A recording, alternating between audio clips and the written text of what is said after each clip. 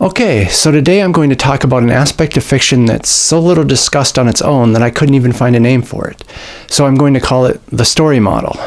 Over the course of this series, we'll be examining a bunch of these story models, but for right now, we're going to focus on what I call the standard model. It's important to be aware of this model because it's the model used in almost all of fiction throughout history. So let's learn about story models, and more specifically, the standard model.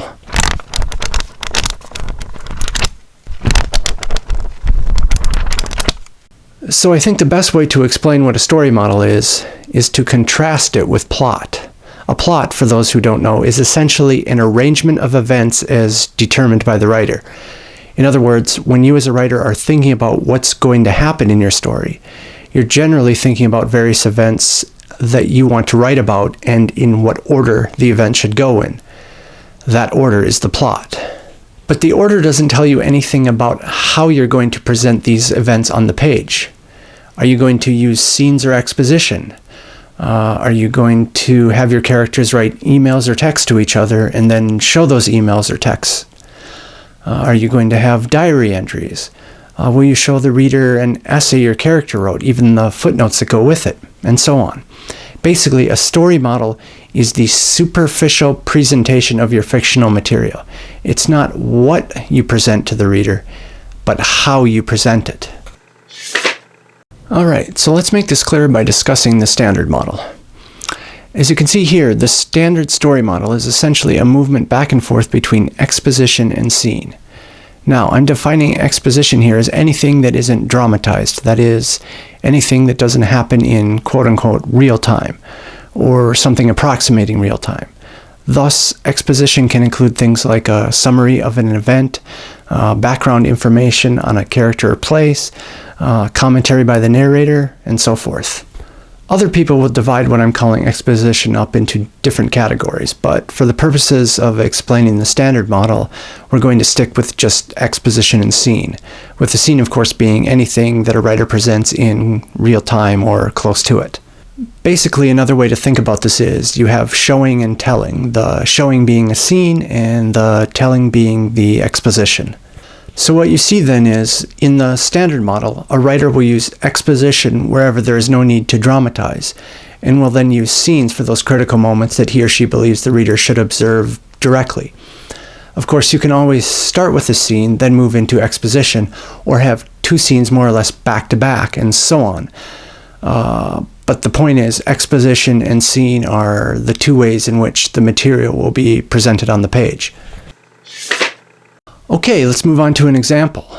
Here we have one of my favorite stories of all time, Leo Tolstoy's Alyosha the Pot. Please note that I may be pronouncing Alyosha wrong, as I don't know Russian. I'm just doing the best I can. Now, what I've done here is put the exposition portions of the story in green, and then the scenes in orange. I've also used purple for the areas that invite ambiguity. You can judge for yourself what category you want to put them into. Anyway, as you can see, Tolstoy definitely moves from exposition to scene and back to exposition throughout the story. He begins by providing some information about who Alyosha is, why he's called the Pot, where he lives, what his family circumstances are, and so on. In other words, he sets up everything he thinks you need to know to get the story going. Then he jumps into a small scene in which a merchant and Alyosha's father discuss if the merchant will accept Alyosha as one of his workers.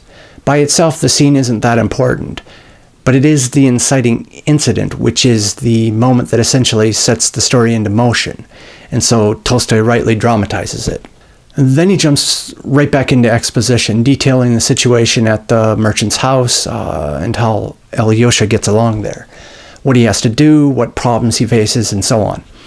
Then he transitions with more exposition into Alyosha's affection for a cook named Ustinia, who cares for him in return. It's a very poignant moment when Alyosha understands that such a thing as love is possible, but Tolstoy holds back on dramatizing anything until that love is realized. That is, when both of them, in their strange way, reveal their love for each other. It's actually a pretty funny scene. He then dives back into a brief moment of exposition in which the next plot point is revealed. The wife of the merchant doesn't want her cook having a baby. Tolstoy then resolves this problem by having the merchant explain the situation to Alyosha's father, and then, after a brief move back into exposition, he dramatizes the conversation in which Alyosha's father tells him he shouldn't marry, and then another scene in which Alyosha and Ustinya reluctantly agree not to marry. You'll obviously notice something here, namely that Tolstoy uses scenes to resolve all the issues which are critical to the main thrust of the story. That's, of course, an excellent way that scenes should be used, especially in a short tale like this one. And the reason why he uses so many scenes here, 3 in a row, is because this is the climax of the story, the point, in essence, where not only Alyosha's love is stripped from him, but his very manhood. So how does Tolstoy resolve the story? Well, he sets it up with a brief expository statement about how everything goes back to normal. In other words, back to the way things were before Alyosha fell in love. And then he crushes us with an absolutely heartbreaking ending, which I'm going to leave for you to read for yourself. Now, how might Tolstoy have told this story differently? Well, he could have used nothing but exposition and simply summarized the entire story. In that case, the story would have been a bit shorter than what it is now, but certainly a lot less powerful.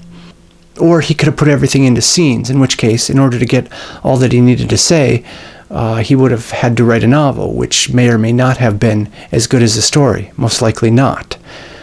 He might have also written the story in letters between, say, the master and Alyosha's father. Another possibility. But what Tolstoy did was he went straight for the jugular, summarizing those aspects of the story which weren't very dramatic, while putting into scenes the most critical moments of the story. And that, of course, is why he's a master. Okay, now let's consider the reasons why you yourself might choose to use the standard model. One reason, of course, is that it's the standard model. It's what a lot of short stories and novels employ, at least most of the time. So by choosing this model, you're doing what's typically done, and that'll likely increase your odds that someone will want to publish you. But obviously there's a much better reason, and that's that you just want to tell a great story. See, what the standard model does is it essentially allows you to focus on telling your story rather than getting bogged down with a lot of technical issues about how to tell it. In other words, if you've already figured out your plot, all you have left is to decide what to put into exposition and what to dramatize with scenes. Granted, that's still a tall task, but at least it narrows your options a bit. Of course, in the end, you have to decide what's best for your own novel and use what model will best present your material. Okay, I hope this video was helpful.